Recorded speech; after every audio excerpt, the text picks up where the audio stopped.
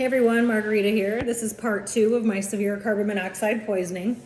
And at this point, I am in full-blown labor and about to have this baby. I'm on the floor at the hospital in Detroit. No comfortability whatsoever. No type of relief being offered whatsoever. My knees hurt so bad from my whole body was swollen. I was way bigger than I should have been.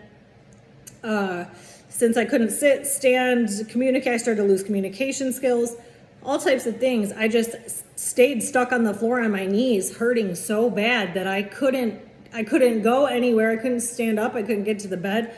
I couldn't get off of my knees, and my knees were hurting extremely bad. So at some point, I don't know how I did this, but I got myself to the bed on my knees. And because of the way the condition I was in, I had no choice but to remain on my knees, and the bed was softer. So I did end up on my knees facing the wall, grabbing the back of the part where your head would go on the hospital bed. And that's what I held on to the entire time this was going on. And it went on in an extreme manner for about 3 or 4 hours, where I was screaming at the top of my lungs in severe pain. And I could not communicate. And it's because I was having a brain injury from lack of oxygen to the brain, from only having 7.2 hemoglobin, being overloaded with carbon monoxide. That's how it shows in the blood work, with all these other things that are wrong. It does not show carbon monoxide directly unless you've been pulled from a very high amount just prior to the blood being taken. So since they didn't find the carbon monoxide, it doesn't matter. They knew I needed oxygen with a 7.2 hemoglobin. And they continued to not give it to me, watch me suffer, scream at the top of my lungs in severe pain. Nobody was trying to do anything to help me whatsoever. My lower back was jammed. I couldn't sit, I couldn't move. I was just stuck on my knees facing the wall. And I was in such severe pain, my hands had gripped the top part of the bed so tight for all those 3-4 hours. By the time the baby actually came out, my hands were white. My hands were white. My hands were sore for weeks because of this. And the carbon monoxide creates joint pain as well. So everything hurt everywhere. Once I reached a certain degree of how long this went on for, I then lost the ability to communicate. Now, if I'd been given the tub of water, this wouldn't have gone on that long. My lower back would not have stayed jammed for that long of a period of time. It would have eventually relaxed it. I would have eventually got comfortable enough to push the baby out naturally in about 20% of the time that this was going on. So again, no medical staff are mentioning anything about anything being wrong. They're not trying to share any information with me, or that they don't know what's wrong.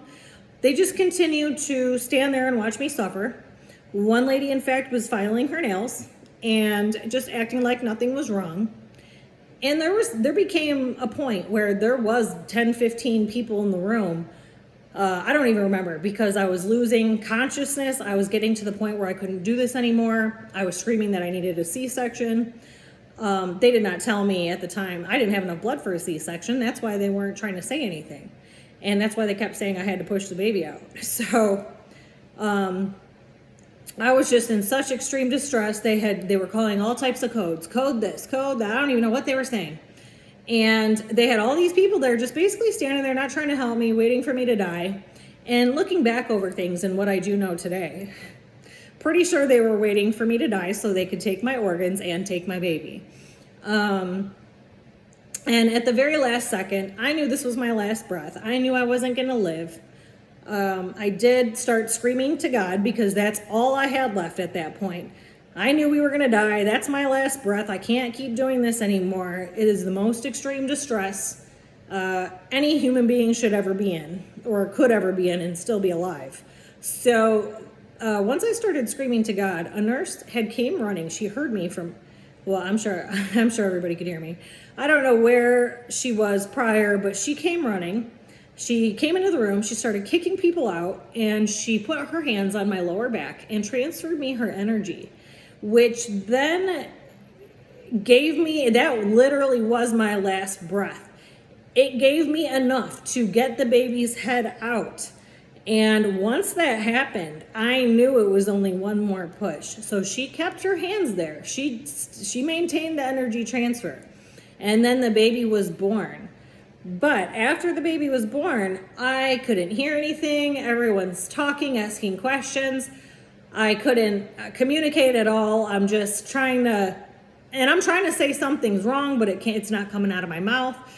No one's realizing something's terribly wrong. And I don't even know what I was saying to the answers of these questions. I just knew something wasn't right, and I felt like I was going to die. So the blood pressure cuff was so tight, and it was so irritating. I ended up ripping it off, but because I couldn't even say anything. And there was a significant loss of time from that point to the end of the night. So about 6 hours went by that I don't really remember the order of events or what was all really going on.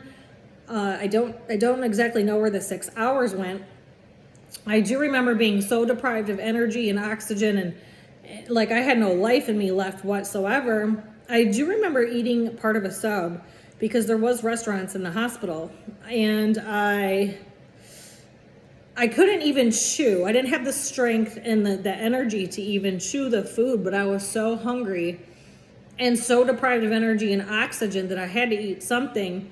I don't even remember if I finished it or how that went. I do remember I was breastfeeding the baby at one point, and that's when I noticed this significant choking problem that he ended up with for the first 3 years of his life. I did say right away, he's choking, something's wrong.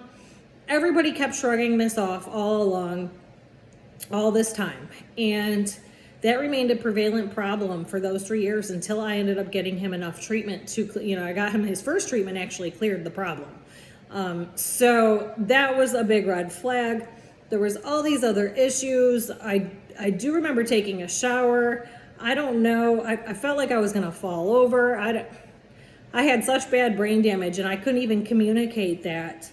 And the nurse who had saved my life, I do remember asking her name because it was something versatile.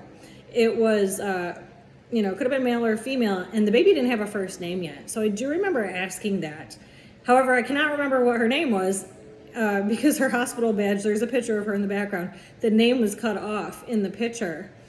And she was the only one trying to help me. So I'm going to call her an angel. She was an angel. I believe she was there for us, put there for us for that day. And she was the only one, who was trying to do anything at all. The rest of them just looked like they were waiting for us to die. So, she was there for a little while after, but she had not been there that entire time that I was in extreme distress. So I think, she may have overlooked the situation just based on the fact that she was not there all that other time prior. And I ended up moving to a room around 9 p.m. and this was around 3:30 in the afternoon when the baby was born. So I don't know what exactly was going on. I just kept trying to say something's wrong. But no one was really looking into it, and everyone's just kind of shrugging it off, kind of knowing something was wrong the whole time. And I just remember being, when I view this incident from that day, when I view this today, and this may have something to do with me dying and coming back because it's only been since that day that I view this way. But when I view that what had happened that day, I view it from the corner of the room where all the people were standing. I don't have an in-body memory of this. I have an out-of-body experience view. When I realize, when I think back about it or when I'm trying to explain it, I have an out-of-body view of it since the day I died and came back. So there is something, there about that. I don't really fully understand that, but, I did make it to this other room. I did end up, I believe I ate a salad and went to bed. I was so exhausted, and I did wake up very early in the morning, and immediately all these things, all these people trying to bother me, they're trying to do things against my wishes. They think that I'm naive or I'm dumb, and they're just gonna do whatever they want, and they realize real quick I'm not your average person. And they tried to get their hands on my baby several times, and I realized right away we were in danger. They also had this odd ankle monitor on the baby, and security guarding the door to where you couldn't leave. They had this tracker on the baby. The whole thing was really weird. And then due to the knowledge that I had, they started badgering us about where we worked, who do we work for, how do I get my information. And I said, I'm self-employed and he works for AT&T, so you can get the fuck out. And, you know, there was something very odd about what I had experienced at this hospital and having the baby.